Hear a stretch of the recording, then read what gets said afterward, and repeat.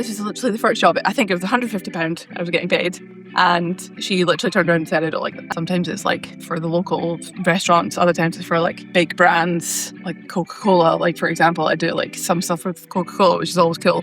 And it's always going to perform well because it's like a cool brand. I think I'm flexible. So I think that's maybe what keeps people coming back to me. So hopefully. It's mad because I followed pretty much every single person that was on that trip already.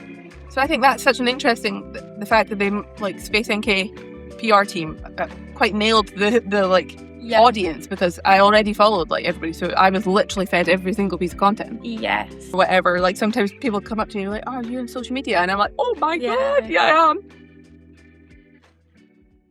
Welcome back to the Creative Conversation, the Startup series. Today I'm joined by Lauren, the founder of LCB Social. She is a photographer, videographer and content creator working across food, drink and lifestyle brands. Lauren moved to London to study film and TV. And she then got into like social content, and she's now moved back to Scotland because she's about to have a baby. So she now works with brands focusing on photography and video, creating high quality content that's ready for social media. So I want to talk today about Lauren's journey, how she got into content creation, what it's like being freelance, and how she juggles like the creative side with the business side. So thank you so much for coming. Thanks for having me. Very exciting. Okay, so to get started, I like to do a quick intro so you get in the flow. Yeah. What did you want to be when you were younger? I think I went through so many things. I wanted to be a vet at one point. I wanted to be a teacher. And then I realised I actually don't really like animals. Do you not? And kids are quite annoying. So I thought, that's not for me. Yeah. And then I got obsessed with geography at school. Oh, so then, that's quite niche. Yeah, and then I went to study geography for 4 years. And then I ditched that idea. But yeah, like, what would you do? Exactly. To be a teacher. Yeah, you'd probably be a teacher. Or honestly, like everybody from my course, so many of us now work in marketing from the geography course. Interesting. So it must have had transferable skills. Human geography is what I studied. So I remember our geography teacher at school being like really simple. Yeah. I don't remember. I had such a nice one. I think that's what made me fall in love with geography. And I think at my school, we didn't really, like other schools, you could do like photography and stuff, but our school didn't have that. What school did you go to? I went to Dundee High. So it was very, you know, if you do like, geography, you do geography. Traditional. Traditional kind of, which I loved the school, but I didn't know about all these like other more creative things. I did do art, which I loved, but it was like one of those things that it was like, oh, I love geography, I'll go study geography. So yeah. Did you ever think you would do what you do now? Honestly, I don't think I did growing up. I suppose it didn't exist when we were younger. Yeah, true. But I think I kind of got into it when I started working at a bar. I then started doing their social media. That's kind of how I got into it. And then my dad loves this story, but saved up all my tips for ages, and I wanted to buy a pair of Valentino heels. I was like 19 at the time. Like I was like, that's all I wanted in life is Valentino heels. And my dad was like, you can't spend all this money on a pair of heels. Said he keeps calling them Louboutins. I was like, they're Valentinos, but anyway. So he was like, I think you should buy a camera, because I must have been getting into it or something. I think maybe from doing the social media at the restaurant. So I bought a camera. I had my first camera, and he likes to say that's how my whole career started. He forced me to buy a camera. It was the best decision ever. Yeah. And it was like a lot of money for a pair of shoes. I was like, and also, they won't have been comfy. No, I actually got them anyway from a silly ex-boyfriend, so I won. Yeah. So I got both. Coffee order? Matcha, always. Oh, yeah. Well, I hate tea and coffee. Had that. Yeah. I don't like tea or coffee. And I went off matcha at the start of my pregnancy, but we're back. Okay, at least you're getting some sort of caffeine. Because when people are like, they don't like coffee, I'm like, I don't know what. I used to drink a lot of Red Bull, but no. Oh no, I don't like Red Bull. A flavoured Red Bull though, delicious. But no. Yeah, matcha is the one for me. Okay. Most used emoji on Instagram? Probably a little camera with the flash. Oh yeah. Always with the flash. Okay, that's cute. Yeah. For anyone who doesn't know you yet, how do you describe what you do? So many things, but I think the simplest way, because my gran never understands. I'm like, gran, I just create social media content for brands. Yeah. In the simplest way, I think. Yeah. I usually describe it like, I say, see when you're on social media and you see like next posts. Yeah. That's what we do, but for small businesses. Yeah, exactly. I'm just, and then I'm like, gran, I'm like making a moving image like you would see in the newspaper. Yeah. I'm making a moving version of that online. Oh, that's actually a really good one. Okay. Okay, well, let's start kind of from your start of your career. You moved to London. Yeah, moved to London. How, like, what led you down that route? I don't even know how I I think I was really obsessed with how things were made. Like during uni, I would like obsess with TV shows, like watch Grey's Anatomy. Thought, how are these things made? Like would watch hours and hours of like behind the scenes things, would go see a movie, would then go and sit and watch behind the scenes, the making of it. I think I was really obsessed with the making of things. So I think that's what kind of sparked, an interest in, actually I could, and I don't want to sit in an office. I don't want to do something with geography really. So I remember doing it, like somehow getting on like a work experience thing with a Dundee, I think it was for Dundee Uni.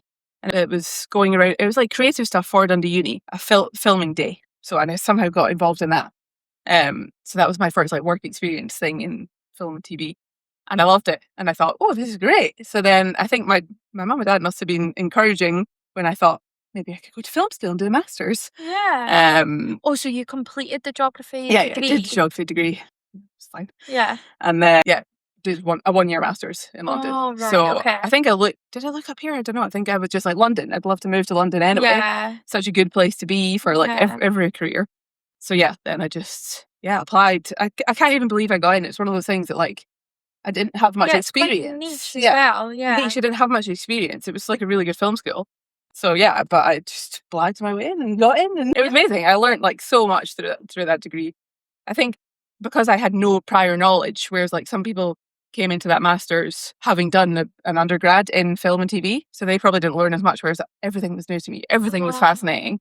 We did some like short form content, we did social media, we did long form stuff, made a 8-minute master's film at the end of it. Like it was amazing. Yeah. So it was Now, like obviously knowing that about you, I think you can tell in the content that you do. Yeah. That you've done something like that.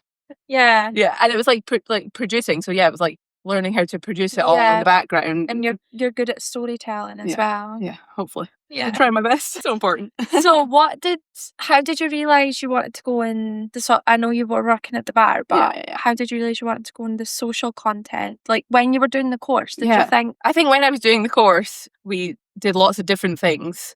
And I think I'd also never been on camera before that.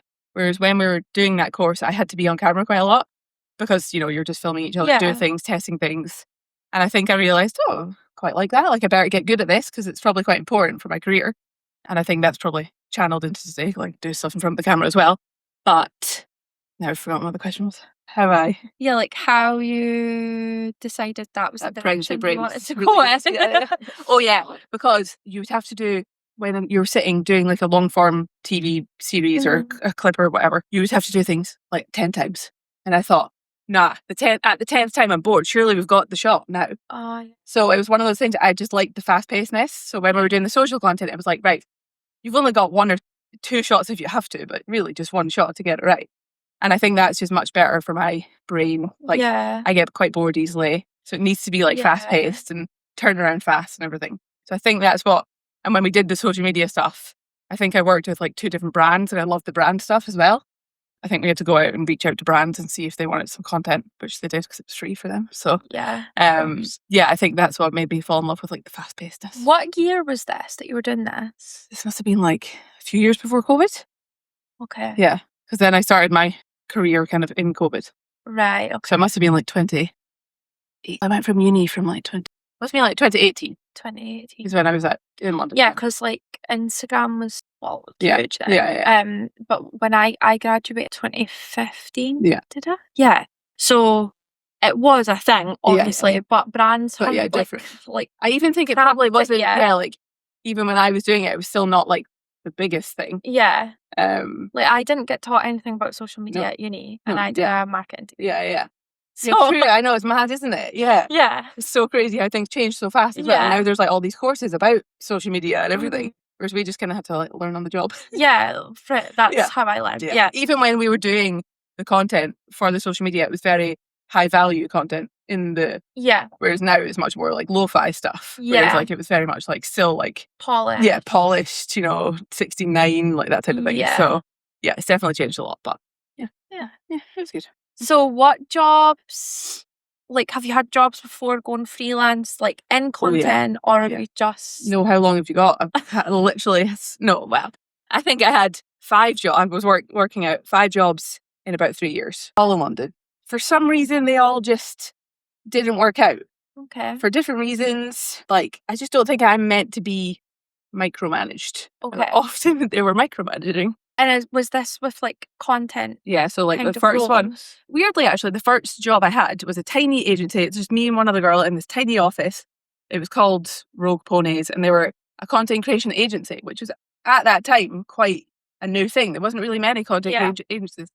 And actually, they were what you'd class now as a UGC agency. But at the time, It wasn't. it wasn't a thing. But actually, they were probably ahead of the curve. For some reason, it just didn't really work. But that was quite a good experience too. It was a bit boring for me because it was like a lot of admin stuff. And I think all the jobs I had, often I felt like I wanted to do the creative stuff, but I was just doing the more like admin stuff.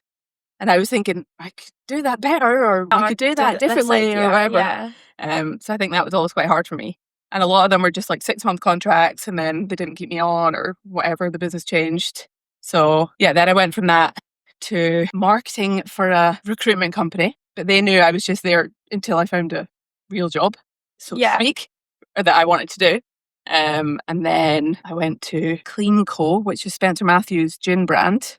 So I was a social media manager there. So that was a great experience because I'm like thrust into this world of like influencer brand led stuff. Yeah, that's cool. So that was really cool. And then I went to a beer company, and that was the longest. I was nearly a year. Whoa. And that was amazing actually. But I was managing like 5 different beer social channels. Like it was intense. Yeah. It was a lot. It's like, how can I make each one a different personality? Very difficult. But I loved it. And then I stupidly went to another job because they said they couldn't find more money for me. And then that was the worst job I've ever had in my life. And that made me go freelance. Oh, so silver linings. I worked for a Scottish watch brand. Because they were small, it was kind of like, I'd been there for like 4 years. Like, what am I going to do here? But loved it, and I've learned so much about building a brand. I still think so much of them now. But I then worked in the oil industry. Yeah, okay, wow, yeah. Right, yeah. Worst thing I've actually ever done in my life. It's one of those things you're just like, sometimes you're like, why am I doing this? Like, I built the LinkedIn profile. Like, it actually was really good. Okay, I'm like, not what you want to be doing. No, like, it was awful. And that kind of like pushed me into I know, sometimes you just need pushed in the right direction. Yeah. The last job was one of those things that it was, I don't know if you've heard of them, Pan and Ice, and they're like ice cream roll. They like went really viral in lockdown. I think the issue was they went so viral on like TikTok. I then came in as a social media manager, and it's so hard to keep up with when you've gone viral. The expectation. And I'm like, you went viral in lockdown because everybody's bored and you brought out these products, blah, blah, blah.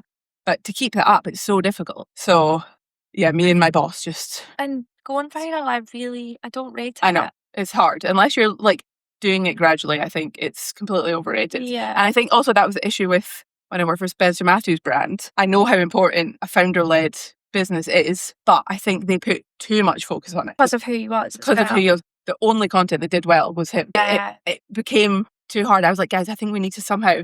it needs to be a manageable brand and a successful brand without him as well. Yeah. But I think that was a difficult part, which I'm sure they still struggle with now, is when it's an influencer-led brand, it's kind of hard that way. Yeah, it's kind of like, I know Molly May's always saying she doesn't want her to always be the face of the lady. And the same with Audie Muse, like Amy Smales, obviously, to turn that around so that she's not the face of it. Yeah. But it's so difficult because obviously that's what sells. And you recognise Audie Muse as soon as you see her. As soon as you see her. So I know. It's difficult. I think that, Yeah. But so where did the idea from LCB Social come from? I think just gradually. I think when I was working in my last few jobs, I did 1 day a week freelancing gig on top of my like 9 to 5. So it was quite easy to transition into going freelance because I had that base backup of like having, a little bit of money 1 day a week. So yeah, I think it just kind of naturally was like, okay, let's start making content and doing it myself. You were still in London? Yeah, still in London then, yeah. What was it like building, because obviously I've done it here, but I don't know, it might not have been easier, but you know people. Yeah, I mean, I think it's easier in London. Oh, really? Yeah, well, I don't know. You were meaning it's easier like local? Yeah. Oh, yeah, I don't know. I think it depends because there's just so much in London. Yeah. There's more. If you get in with something or someone and they recommend you to everybody, it's like it grows fast. So I think that's at the start I worked with lots of like small social media agencies doing freelancing for them. whether that was shoots or 1 day a week social media management or whatever it was. I think that's kind of loads of my work. Probably all of my work, to be honest, at the start was through social media agencies. And then, if you do work with one of their clients and they like you, then you'll go and work with lots of other clients. I suppose actually, and there's more like events and stuff. Like, so many different things and to events go going to, on. and it's and that's the thing. At the start, I would just say yes to everything. And and I kind of have my LCB Loves page as well.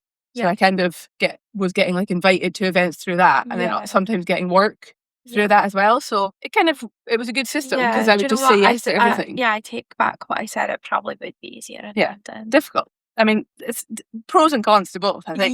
If I'd been here all my life, I'm sure it'd be different. But now it's trying to like build more of a base up here in Scotland. It's harder because so many of the jobs are in London that I know, and people like ask me to come and do. So do you still get offered jobs? Oh, all the time, yeah.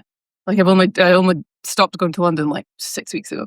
So or even but you can do that. I know. But now the Dundee flight's being cancelled. So it has. That's really annoying. That's really, really annoying. So, but I mean, I'm lucky my parents have a house in London, so I can still go down there quite a lot, which is good. So, but now I think I'll just go.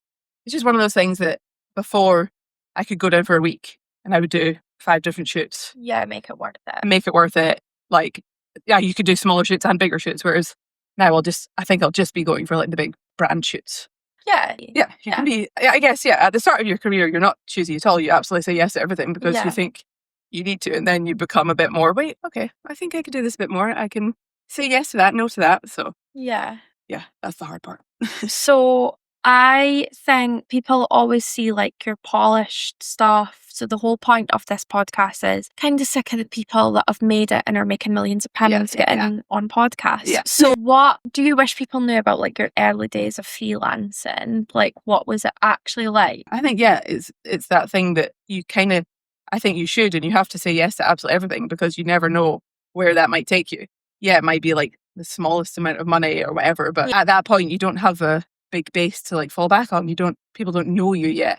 So I think it's so important to say yes to everything. And I think often that leads to you completely burning out, which is just what I do in my life. But I think we all end up doing that when you have your own business. Yes. Burning out, My mum loves to say all my life, just like, you're burning the candle at both ends. But you want to make it work and you want to try everything. It's so hard. And it's the hardest thing. And I think in this industry, like pricing yourself is so difficult. Like knowing because everybody does something differently. And say you get an email about a job, you think, I don't want to go in too high because I want the job, but equally, I don't want them to think, she's so cheap. It's just so difficult. That's actually one of the questions that I was about to ask you. Like, how have you found like building it in London and then coming to Scotland? Well, obviously the price difficult. The variation. Whenever I've like done like online courses or whatever, or like business mentoring, they're dumb south. When they speak about pricing, I'm like, but people won't pay that here. You don't understand that. That's the thing. That's why it's so like, has that been something you struggle with? I think it's so, I mean, I must say I've not like looked so much because even when I moved home like a year and a half ago, I was still just going to London loads because I was still getting the London offers. And it's worthwhile because the train's 120 quid and then you're getting paid way more. So I've not actually looked, I've not had to put the feelers out in Scotland that much, which I now will have to do because I've got a child. Responsibilities can't just go to London all the time. But I think the price difference is mad. Like it's, I mean, I think the price difference in this industry, regardless, is mad. Depending on where you are, like I could do one video for £1,000 for one brand, and then I could do like a whole day for like £250. It's just one of those things that it's just so varied, and nobody really speaks about money that openly.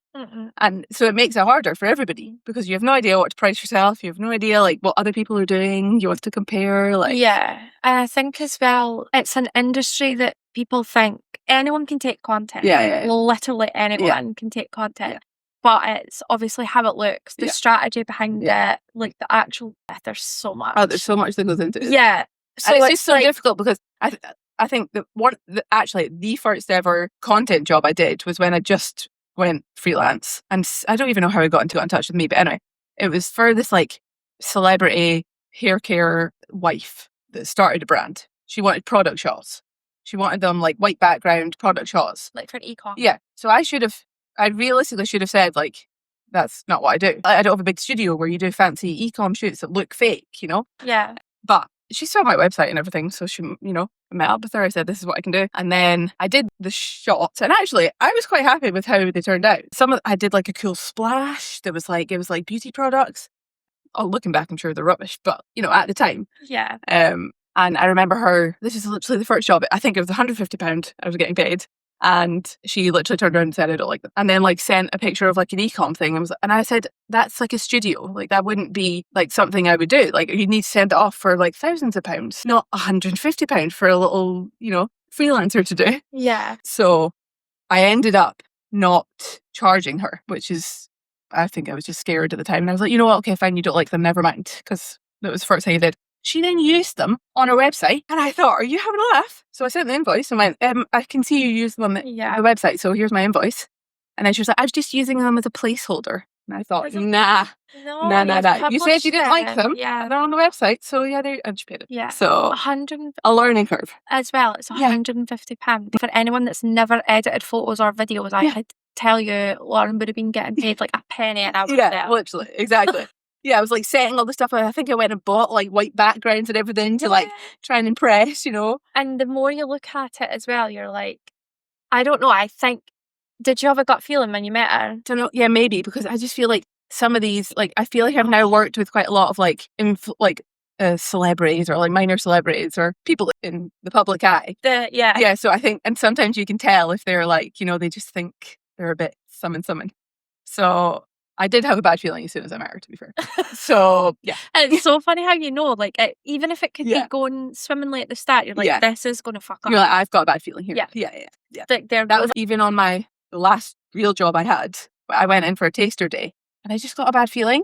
But I was in too deep to then stay at the old company, and I was like, oh, it'll be fine. Yeah, I feel like it's just one of those, you just knew. I was sitting there like, I'm not sure about this. Yeah. I was like, I've been too deep. Yeah, I'm doing it now. Yeah. But I've got pushed me in the right direction, so it's fine. Yeah. Okay, so actually that leads on really well. So content creation as a job. Yeah. I could literally speak about this. Oh, yeah. So what do you wish people knew about what actually goes into it? What do I wish people knew? So like when you do a shoot, you don't just turn up. Yeah. I think there's so much like, because it's, well, most of the stuff I do obviously is for social media. You just need to be aware of everything that's going on in social media at the time and be, you know, saving the cool ideas and trying to like recreate things in your own way. And I think that's probably one of the hardest things, trying to make unique content. Yeah. Is the hardest thing. And equally you're trying to do a bit of storytelling, but equally you're like, also people just like, you want to see short, snappy clips. So I just think there's so many different elements that go into it. Yeah. And that's the thing. It's like not just, and you kind of got to have that vision. And for a while I thought, surely everybody can do this. Surely everybody can just just take a nice photo of me or that plate or something. Yeah. But then actually. But when you say, like, if I say to my husband, go and take a picture, I'm like. Don't get me started on the husbands. I'm like, Chris, can you see this? But I'm like, you've now been with me for 6 years. Like, surely you've got a little bit of my vision. Yeah. No? Oh, there's nothing. No. And when I say it as well, he's genuinely like, he's devastated that I've asked because he knows it's going to be so Dave's like, here we bloody go. Yeah, but no. Yeah, or even like when you work with clients as well, and if they send us content, I'm like, oh, that's just not going to work because it's not far away enough and we need to zoom it in and stuff. And I think that's what people don't understand on like shoots or content sessions. Yeah. We're not just standing with the camera, like taking a photo. Seeing. We have to think about it. We have to think, like, so if this is going on your website, it needs to be, we need to be back and we need to make sure there's room for text. Yeah, and all these things. You got to think about it. Yeah. I think often, brands would just be like, oh, let's do something like this. Let's do something like this. Yeah. And you're like, that's not quite going to work. Or like when I do like if I'm shooting an interview style section, they'll like ramble on for ages. And I'm like, no. Like just concise things, because I'm a way to go and edit it and chop it right down for social media. So just you tell me the most important parts. Yeah. I usually, if they've made like notes of what they're going to say, I look at it and I'm like, right, let's just do this section. Yeah. That's a good idea. Yeah. Because it's like, also, as soon as they get a camera in their face, they forget everything. They're like, what? They don't know what they're saying. Yeah. So you've got to make it so simple. Yeah, sometimes I'm like, press record and it's like 6 minutes and I'm like, I'll edit this down. I know, and you've got how many times you have to remove like or and like classic, I think it's also hard to, people are obviously nervous to be in front of the camera. Oh, yeah. Like It's all the time. scary. Yeah. So I think to try and like, you've got to try and be there to be like, big them up and show them actually it's not that serious. Like, This is just fine. chill out. Yeah. Like, it's fine. If you say something wrong, it's fine. We're cutting it out. Like, Yeah, you've got to, you're kind of like hype girls as well. Yeah, totally hype girls. Camera, Yeah. And I'm like, I'll like stop recording and be like, yeah, that's great, brilliant. And then like hoping that that's You've like, got to keep going. Yeah. Because we, Amy, that's on my team, I made her do her first like talking to the camera videos at the start of the year, and I was like, you have to do it because when you have to be able to coach them through doing it. Completely. Yeah. What platforms do you usually create for, Lauren? Instagram, Facebook. Do you not do TikTok? Yeah, sometimes. Well, no, I do TikTok. Yeah, your stuff. So it's a lie. But do you still use your cameras and stuff for your TikTok? No, I don't. To be honest, honestly, pretty much all my videos now. I think when I first started, I only took videos on my camera, so everything was super high quality, slow mo, sexy slow mos, drizzles, and everything. And then I've realized that people want the phone content. People were literally hiring me just to do phone content. So I thought, right, I better get good. I wasn't even good at using my phone for content. So I've now had to get good at using my phone. But yeah, so honestly, probably like, I always take photos on my camera because I just think there's nothing better. But videos, I'd say probably 80-90% of my videos are all on my phone. Yeah, which is mad. Because when I first started out, it was all like, that was like my USP, was like using my camera. But yeah, now everybody just wants phone stuff, and the phone stuff does better. So yeah, it does. It's got like sometimes, especially TikTok, when you see stuff, you're like, oh yeah, it's gotta be. Yeah, gotta be fun. So how do you approach planning a shoot for a brand? Totally depends. Sometimes if I'm working, it depends what the brand is, I guess, because like, for example, I do content for a property company, whereas like that takes a lot of planning because you can't just show up and take pictures of pretty food. So I think that takes a lot of planning in terms of like seeing what they want to talk about, seeing what's like trending, what other people on social media might want to know about the property landscape. And then like food and drink brands are a little bit easier because you kind of just like get some inspiration on what is trending online and stuff, and like other ideas and stuff. And also, I also think it's a fine line between planning things too much and like not planning at all. So like, I feel like you need to have a rough plan of what you're getting, but equally some shoots, when I've been working for a big agency, some shoots I've been sent to, they've sent like the most detailed brief, and I'm like, guys, I won't be getting half of that. Like, realistically, I'll be changing things, you need to be flexible on the day. We recently had a shoot, and I don't know why, I was just a wee bit anxious about it. And I'd planned it so much, and I was like to Amy, I don't know how we're going to do this. But anyway, we started going, and I was like, boom, we've got it. Like when you've like... You start. Yeah, they're in it. Yeah. And it's so weird because like half an hour before that, I was so anxious in my head. Yeah. Like, I have no idea how this is going to go. And then we just found the rhythm, and then you're like, oh yeah, it's working. It's working fine. Yeah. Sometimes you get like halfway through a shoot and you're like, okay, we're getting good here. I was worried before, but we're fine. Yeah. And you want to get, it's the hardest thing because you want to get as much content as you can in the one shoot, but then sometimes you don't want to half-ass it, you want it to be good. And you've got to think, because sometimes I think if you do a content session, you're like, oh yeah, it seems like we've got loads, but when you go to edit it, you're like... Sometimes actually then it kind of, some things that work together or whatever. You don't think of that either. Like, sometimes the shoot's actually the easy bit. It's when you're putting it all together and you're like, oh, that isn't actually going to work. Yeah, the editing's the hardest part. In your opinion, just now, what do you think works well content-wise on socials? I think it's got to be literally as short and snappy as possible. People's attention 3 seconds. Literally are so bad. My gran, bringing up my gran again, but it's always a good way to show like what I do because she doesn't understand it. She's like, it's just so fast. I can't. And I'm like, Gran, unfortunately, it's got to be. She's like, can you just slow it down for me? Do a granny version. I'm like, no, that would take double the time. I think you just got, I think it's like I was saying, it's so hard to be unique and stand out. I also think for like restaurants and cafes and bars, people put a lot of focus on the food when actually the focus is more on like the experience and the venue, and people want to see what they're going to be dining in rather than all about the food. And I think I've probably learned that from my own social media, like my food blog type thing. People will always engage more with like the shots of a restaurant rather than the shots of food. Yeah. So I think I've tried to bring that in, even though you've obviously got to show the food. Very important. But I tried to bring that into the social channels as well. So. You do work with a lot of food, drink sort of brands. Yeah. What do you love about working in that industry? Well, they don't answer back, for one. Food and drink, you know, they're Yeah. just there. You can do it over and over again. It's not people being demanding. That is very good. Yeah, that's a good one. But I don't know. I like food and drink because it's exciting. It's fast paced. It changes a lot. Like people change their menus a lot. Like it's not like, and it's exciting content. People like to watch that kind of content rather than like more boring Your content. Like food brands and like drinks. Does their content always perform quite well? I think it depends. Like to be honest, like sometimes it does, sometimes it doesn't. I do so many different things in food and drink as well. Sometimes it's like for the local restaurants. Other times it's for like big brands like Coca-Cola. Like for example, I do like some stuff with Coca-Cola, which is always cool. And it's always going to perform well because it's like a cool brand. Because I think sometimes if clients give me an example of like stuff and I'm like, yeah, that's done really well because it's food and everyone can share that because they're like, oh, look at those, that pizza, that looks good. Or a cat video's going and doing good. So I can, but then I suppose at the end of the day, there's still a sort of strategy behind it. So some will work well. Yes. I think it's just like the luck of the draw. And I think so many people do get fixated on, oh, has that done well? Has that not done well? And like realistically, it's just a bit of social content. If it doesn't do well, fine. We don't do something like that again.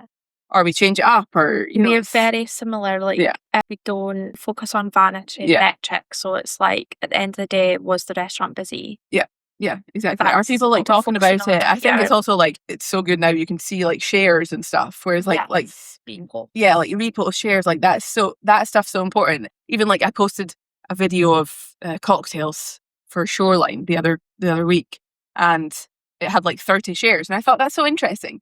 30 people have sent that to their friends. Like, let's go. Like that, like so important. And I think what people don't understand now in socials is when was the last time you seen a brand's post and interacted with it? I honestly couldn't tell you the last time. People are so it's hard to get followers for people with brands, like unless you're doing the like influencer cool stuff where it's people led.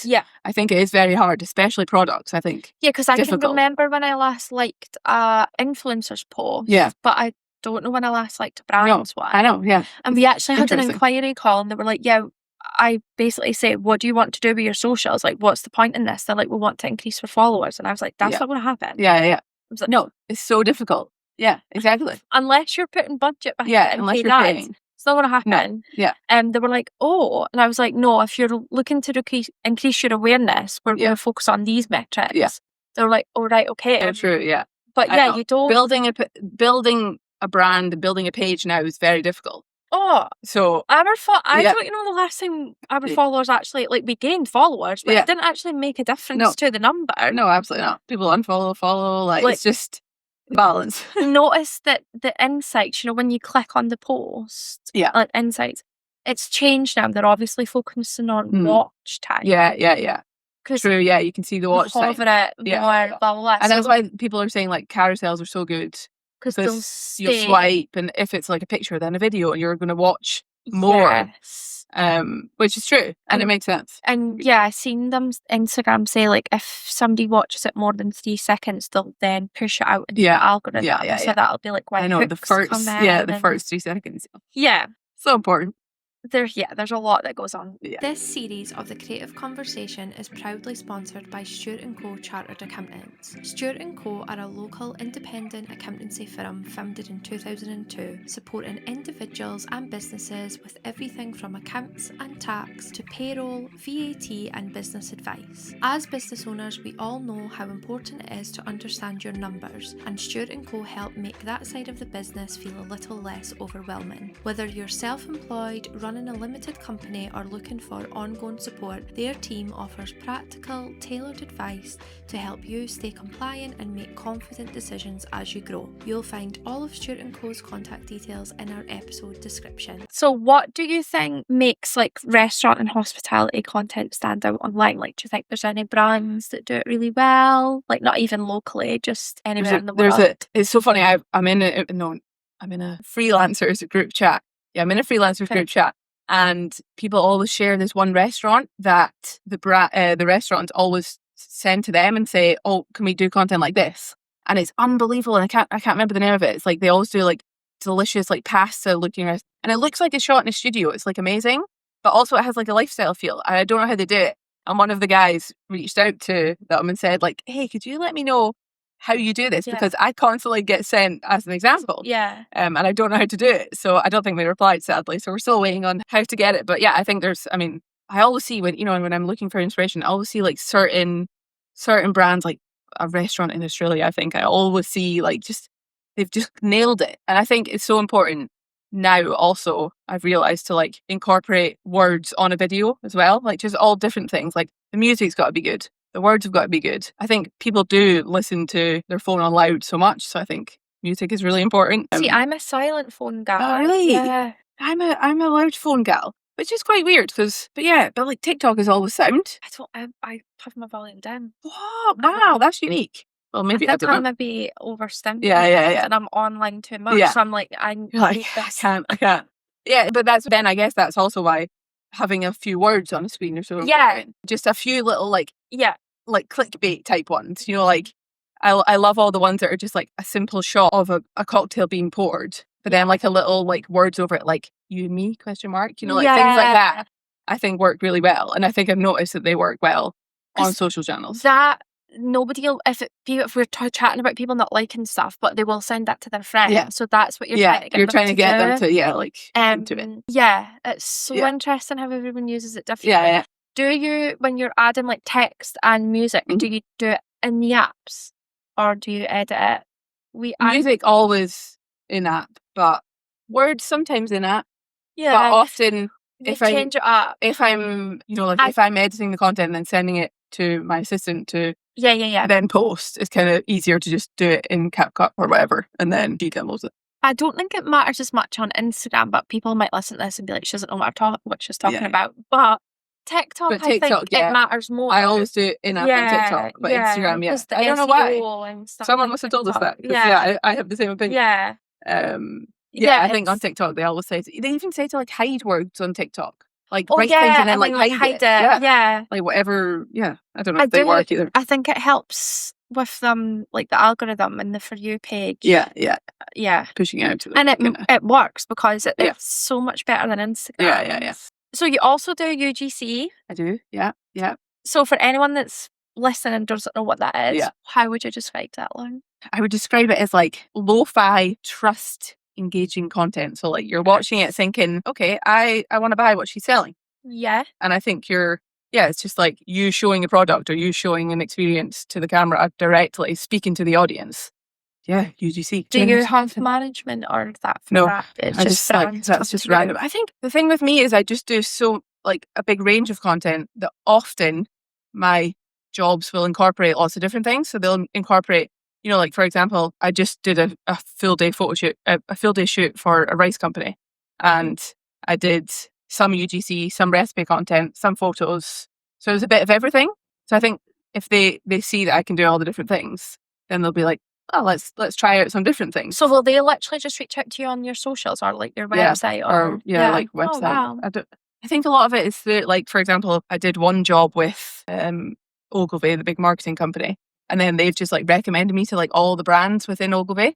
So like things like that are so good because then you just get recommended. And then I used to work with somebody that now works at the rice brand who reached out to me. So it's just like a lot of like people you knew before, and if you're in one way stuff. I think what you've done is actually really clever because what am I trying to say? A lot of influencers will focus on just one thing that's their thing. True, but you have, I think that's maybe like a you are a lifestyle influencer as such. Like, do you know what I mean? And I think a lot of people who do my job in the brand side of things, like photographing and videoing for brands, they would never get in front of the camera.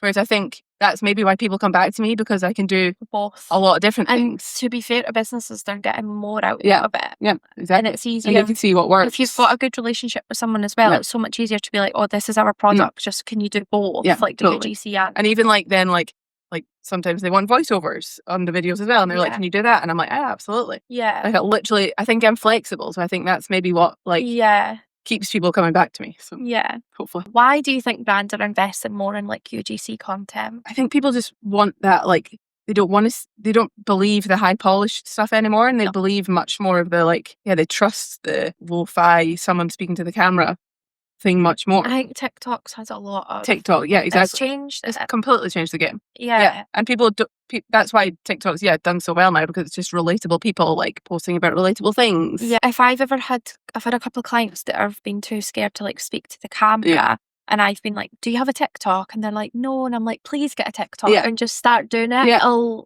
It's so much different than Instagram. Totally. And I don't think people believe influencers anymore. Yeah. They do in a certain extent. Yeah, it's like certain influencers they believe. Yeah. I think it's such a hard like influencer. Like, did you see all the stuff about the Space NK Miami trip?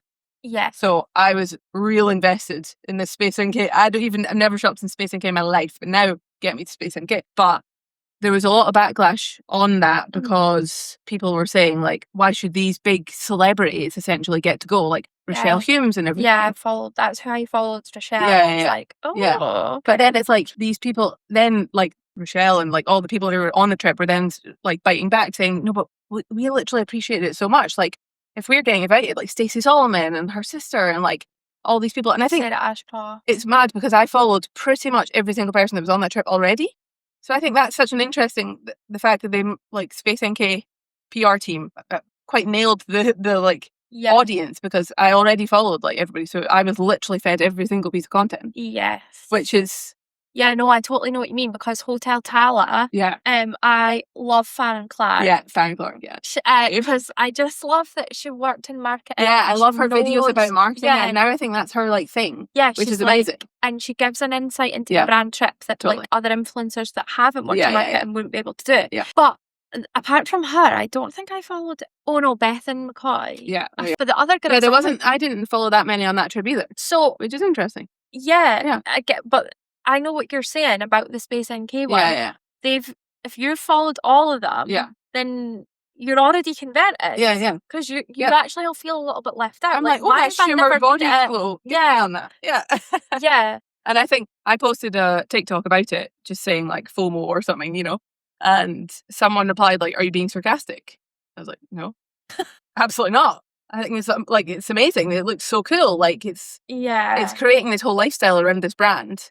And people are like, "Oh, you should be taking your loyal customers." I'm like, "Yeah, but that's not good for the brand." But Farron Clark did such a good video on this, and I was like, yes, because if you take your loyal customers, which I 100% agree with. Yeah, of course. You can do something. And Tala do. And Tala do, and so do Defy and stuff like that. But that's not what the objective of that marketing campaign was. It was to raise awareness. Yeah. So and that's what they've done. The customer, if you took your customers, it's just going to show up in your customers. Yeah, absolutely. I know, it's mental. But it's interesting. It's like, I see all different sides of it. I think what people think is somebody in a big boardroom just thought, we're going to take these people on this trip. Yeah.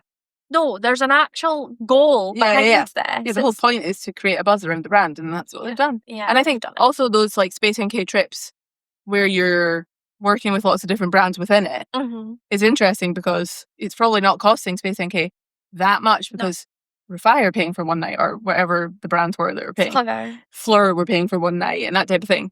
So yeah, it's clever. Have you been on a brand trip? No, not for myself. I've shot brand trips though. Okay. Like I was just in the Highlands with Coca-Cola shooting an influencer brand trip. So I was there as a content creator. Love that. Shooting. For them. For them, yeah. So, for the influencers. I was because they had one of my favourite photographers, Rebecca Spencer. She was amazing. She works with Sarah Ashcroft. Yeah. So she was on that trip. She got married recently. Yeah, she got. Yeah, I follow her. Love her. Yeah, and she just shot at the Met Gala for. So she's like nailing it. Yeah, you are actually similar. Like you. Well, I wish. No, but you do remind me from following you both. And she's so like, I don't know the right word, but like low key. Like She's just posts at these stuff, and I'm like, oh wow, like wow, I know, mental. Yeah, so she was on the Space NK trip. Oh, so it was similar to what I was doing in the Scottish Highlands. Okay, but yeah, so I've done a few like things like that. I've shot for like Neutrogena at an influencer event, things like that. So yeah, had the exposure to all these influencers. And always interesting. What are they like? Like not the influencers, like the brand events. I mean, they're all as cool as anything. Yeah. Like I'm absolutely fascinated. I feel like, are they very like, what's the word, structured? Like no, not really. Quite. Yeah, like I think there always is a plan, but I think when these people are working with these influencers and they're like the talent, it's kind of like the same as celebrities. Like you kind of have to go with their lead. Like they're in charge. They're the ones being invited or paid to be there. So yeah, I always think it's, you've got to just, they always have the plans in place and they always go off a little bit. Yeah, I suppose when you work in marketing and PR, you know that you're used to that. Yeah, absolutely.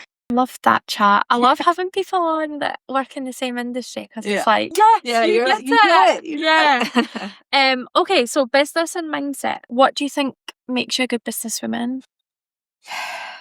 Good question. I don't know. Do you see yourself as a businesswoman? That's a hard thing. Yeah, people. I don't think I'm very good at that. Everybody on this podcast, bar two, have said no. Like they don't see themselves as a businesswoman. And I think I do because I am. Yeah, but I'm like, it's I very want a hard mission to change Yeah, that. yeah, Because I'm like, see if this was a man sitting here, they'd be like, oh well, I'm good at keeping time. Yeah, like whatever. Absolutely. But that's like, where was I going with this? What was I about to say? Oh, it's good. Businesswomen. Oh yeah. No, I even struggle to say I'm a photographer sometimes. Oh, like, what? That's literally what I do. I get paid to be a photographer and videographer. So like, I just think it's so difficult, and like you're constantly comparing yourself to other people, and you're thinking, well, they're way better than me, so they're a professional. You know, like I don't know, it's just so difficult.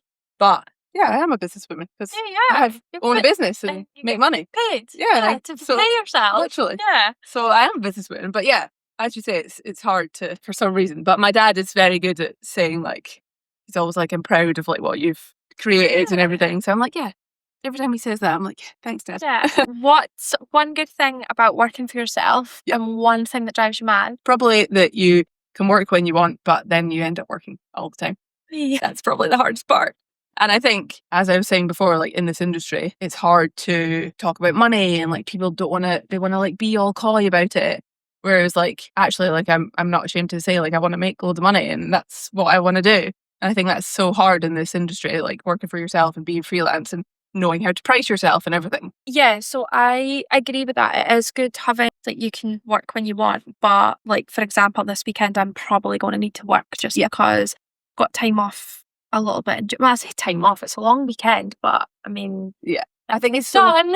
Things need done, and it's so hard to say no to things as well. Like if it's going to be bringing in certain money, like do you know what? Someone actually said a really good point to me at an event last week. It was a woman from Chambers of Commerce, and she used to own like an agency, and she was like, with agency, do you not feel like you obviously exchange time for money, but because if you're really good at your job and you always want to deliver more. Like if you're editing content, say we're like, oh, we've only got to edit 10 videos, I'll be like, oh, but actually that would be a really good all the time. But I think that's that's a good thing. Yeah. Even if you're just giving a little bit more, it's always better to under promise and over deliver. Yes. Rather than the other way around. But sometimes I'm like, I know. You need to just do what you like you wouldn't, if this was a shop, you wouldn't be like, oh, there's a free trainer. It's so true. I know. Yeah. That's like, I recently shot for a hotel and I don't know what I said was included. I think it was like 10 to 15 videos and 40 photographs. And they got way more because I had the content. And and then he was like, oh wow, way more than I expected. Like, thanks so much. And then he was like, I'll get you to do the other hotels. So I was like, you know what? It's one of those things. Sometimes it is. Sometimes if the client's nice and you're wanting to and they're flexible and you're open to like... They've always got to be nice. Yeah. So if you're listening or watching, if you're nice, you'll get more videos. Yeah, definitely. Always be nice. What has been one of your most proudest moments in your career? Proudest moment? Probably just like some of the brands I work with, like lots of like big kind of household brands is like you should what do that. Like I guess as soon as I work with that, I'm like, oh my God, like that's amazing. Like, why do they want to work with me? So I think, and if I work with them again and again, that's like a proud moment because I'm like, okay, they must have liked what I did. I agree with that. Like one of the things I'm most proud of is, well, I've been doing this 8 years, 6 years self-employed, but 8 years. And I still work with 2 businesses from the very start. So, now they could work with anyone. There's so many people doing it, but so true. Obviously built that. Yeah, that's the thing. The bar that I started doing social media for at uni, still doing their social media now. Is it West House? So West House, like Gallery 48, like that brand. I'm obviously like now friends with the owners and everything, but one of those things, I'm like, that's crazy. They're still like, they kept me going when I was in London, like everything. So that's like really kept me going through my whole career. Yeah. I've always had a base. So the whole time we've been speaking, do you know what I've been thinking in my head? the Gallery 48 video you must have done recently of the sweet potato fry. Oh yeah. Stunning. I keep That's what I've been thinking this whole time. Yeah, no, you do a very good job of there. Yeah, thanks. And West House just did a little rebrand. Yeah, I love they did. Yeah, it's a bit cooler now. Yeah, a bit like darker handwriting. vibes. Yeah, Yeah. handwriting. Yeah. Love that. Yeah. How do you protect your creativity? And you, like, obviously you do your UGC stuff, which is just for you. Yeah. But when you work with brands all the time, how do you like protect your? That's the hard thing, isn't it? Yeah. I feel like you just get. There's so many things that I would love to do for myself. Like even like prepping for this baby, I want to film so many things, but like equally, I'm like, that doesn't make me money. Like I can directly, but equally, it can make me money because people find me through that. Yeah. It's difficult to find what to put your time into, but equally I just love money, so I want the things that are going to bring me money directly. So then I end up focusing on them too much. So it's one of those things. It's so difficult to know how best to do things. It's hard finding time to like work on your business and not in it all the time. Completely. I'm so bad at like I'd love to post more about what I do. And like my brands I work with and stuff. But it's like hard to find the time to do that. Yeah, I'm the same. It's like, okay, that'll just need to go to the bottom of the list. And then it'll just never somewhere. Just gets moved. I keep writing so many lists and I'm like, ideas for myself. And then I just never do.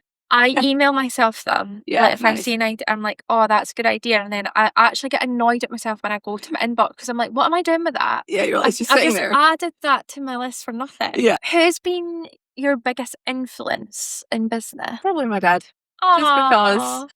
Does he like motivate you? Yeah, completely. Like he worked so hard growing up, like growing a business and then like sold it like 5 years ago or something.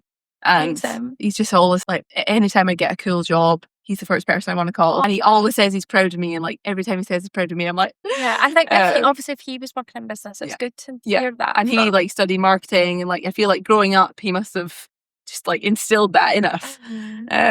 So yeah, I think he's definitely my biggest like inspiration. That's so cute. Not that he does anything, sold cars, had a car business, completely different to what I do. Yeah, but it's still just like his mindset and like he does property and he still does a bit of like it's just always doing things and it just like inspires me to just want to do things more as well. Where do you see like the business or what you're doing in 5 years? That's the scary part because I'm up with a baby.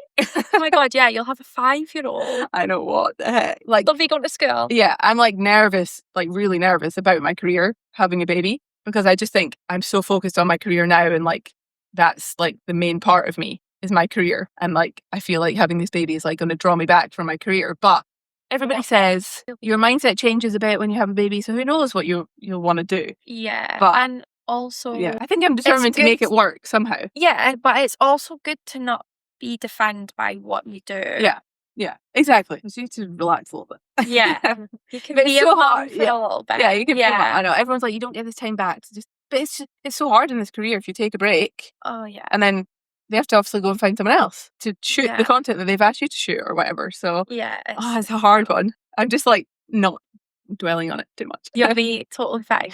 My baby will just be a model straight out of the womb. Yeah, and also you can take them to shoots. Yeah, but not in London so easily. No, it'd have to be Scotland stuff. That's why I'll need to focus on doing more. To do that. You know, Edinburgh, Glasgow. I'm sure there's there's we like places. Yeah. You should have a paid ad campaign. Yeah. What advice would you give someone that would like wants to be a photographer or like a content creator? Just do it. Literally, get your phone out and start. Yeah, I think so many people like embarrassment and stuff hold so many people back when it shouldn't. Just literally start doing it, and you'll like. I'm pretty much self-taught. Like I feel like most people are in this industry are like self-taught because you just started doing. And when you look back at stuff you did ages ago, you're like, yeah. Some things I look at, I'm like, oh wow, that was bad. Yeah. But it's literally you just have to learn everything yourself, and I think you're constantly learning as well. Yeah. You have to because it evolves so quick. Yeah, literally, you have to. Okay, let's learn something new now. And I was like, even this is off tangent, but I think you get set in your ways, and it's hard to learn something new. But if someone directly says, "Can you do this?" I'm just like, yeah, and then I go and try and figure it out because I want to learn it. Like, for example, harsh flash on food photography. I had never done like a harsh flash before. I didn't have a flash that went on the top of my camera. And then someone said, are you able to do this type of style? And I thought, brilliant excuse to learn. Yeah. So actually went and bought a nice flash, learned how to do it, watched all the YouTube, and now it's like one of my favourite styles to shoot. Yeah. So it's one of those things that sometimes if people ask you to do it, you're like, right, yeah. to get me doing it. Yeah, I remember I never really used to edit a lot of the like reels when they first came out. I had to get like a freelance helping me, and okay. I used to be scared to do it. Yeah. And then you're now like, I'm like, yeah, now it's like nothing. do it in my sleep. Literally, yeah. Yeah. It's mad. I think also like advice for people is like people are so worried about what other people think. And like I know a girl who'd be such an amazing influencer, like she's got the coolest style and like, but she's just not got that personality or that confidence to be able to do it. And I'm like, oh, I wish you did because you'd be so amazing. Yeah, I think you've literally just got to forget about what people think. Yeah. And I think coming from like a small town and you know loads of people, and when you know that people might know your face or whatever, like sometimes people come up to you like, oh, are you in social media? And I'm like, oh my God, yeah, I am. Yeah. Whereas like in London, you can be more, you're just one of millions. Yeah. And it's not. And like the vlogging and stuff as well, like I cringe so much when I take it out, but in London it's obviously normal. Yeah. Even like yesterday we were shooting at the West House and like people are like staring at us. What are these girls taking photos of food for? Whereas like in London it's just like that's what everyone does. Yeah, I wish it was more like that. Yeah. And also I think if people are a little bit worried or they're scared what people will think, you need to remember you're building something for yourself. If I cringe a little bit at stuff that we post, I'm like, actually I pay myself a salary and 2 girls on my team. Exactly. So if you're judging me on your break of your full-time job, go ahead. Whatever. Yeah. Like, sometimes if I'm like, I'll literally like I've went to restaurants by myself before and I'm filming myself eating or whatever, and I'm thinking, you know what? These people don't know I'm getting paid to be here. Exactly. So I don't care. Yeah. It takes time to learn that. Oh yeah. And I think even when you do get to that stage, there's still times when you're like, I don't want to do this. Yeah. Yeah. You're like, okay, quickly, just get it done. Yeah. Okay, like quick fire ram. Yes. Dream collab. Well, when I first started posting on social media, I think my 2 dreams were KFC and Aperol Spritz. Random. Yeah. But they're still my dream collabs, so I've not worked with them. I thought you'd worked with Aperol. No. I've worked with Credino, which is like owned by Aperol company, but no, not Aperol. I feel like you could easily. Come on. I'd be great for Aperol. We'll clip this. Yeah. We could tag Aperol, get me there. Yeah. Okay, and KFC, random one. I don't know. I just really love KFC. Delicious. And other people went to Popeyes. I went to Popeyes. I've also been invited to a McDonald's event, but not KFC. Oh, so yeah, I do prefer KFC over McDonald's. Yeah, me too. Absolutely delicious KFC. People who diss KFC, I'm like, do you mind? Absolutely unreal. Yes. I feel like that was just a goal I've got written down somewhere and I've just not achieved it yet. Even though I honestly can't wait to post the KFC and I like KFC. One word that sums up your journey so far. Chaotic, probably. Yeah. Okay. Yeah. Favourite thing to take photos of? People, but with a product or food and drink. Okay. So like, not like, you know, like hands and like people movement. That's what I love. It's like the atmosphere. Yeah. Atmosphere, The lifestyle stuff of a product. Okay. I love. Most underrated part of content creation? I wrote something down for this and now I can't remember what it was. Oh, trying lots of different products and food. Like now my palate is so much better because chefs are like, try this food. And I'm like, oh yeah. I should think about that before. Before I started working in the West House, I was pretty fussy. I'm still quite fussy, but then like the chefs were like teaching me how to make things and everything. And I'm like what goes with what? Yeah, that's cool actually. So I think like trying new things, trying new products, like being introduced to new things. Yeah, that's the best part. Best meal you've ever shot? So recently I shot 5 different fancy restaurants in London in one day, and I went from this really fancy but no atmosphere place to then one of the best meals of my life in this like night. It's called Crocodilo's in West London, and you just walked in and the vibe was unbelievable, the food was unbelievable, the service was unbelievable. It was just such a memorable experience, and it was like 9 p.m. at night. I was absolutely knackered. I wanted to get home, but I just loved the experience so much that I didn't. So yeah, that's the best meal I've ever experienced. Yep. Okay, so we give guests a chance to ask me questions. Yeah. How important is storytelling when creating content for a brand? So important. So important. Oh yeah, I feel like because there's so many content creators out there now that like obviously do it for businesses, and I just feel like a lot of them are just focusing on like what's trending. Yeah. Whereas what we usually do is like, okay, what is your why? What is the point in this? Like, what are we getting across here?